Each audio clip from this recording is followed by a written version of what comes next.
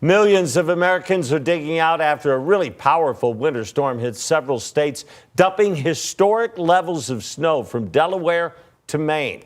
In New York City, nearly 20 inches fell in Central Park, making it the Big Apple's biggest snowstorm in a decade.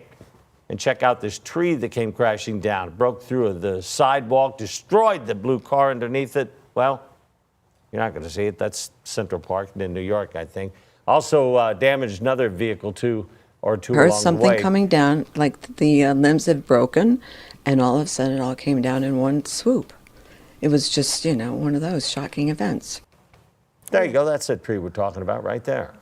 Over at New York City Hall Park, the sidewalk appeared to cave in, and a city park snowplow fell into it. Took 2 tow trucks to get it out. And in Boston, some areas saw 2 to 3 inches of snow an hour, and the wind reached 60 miles an hour, creating absolute whiteout conditions. That's crazy. Speaking of family and friends, yeah. And then on the coast, like the water slashing there, Massachusetts coast, it's Oh, I'm so sure froze, high. right?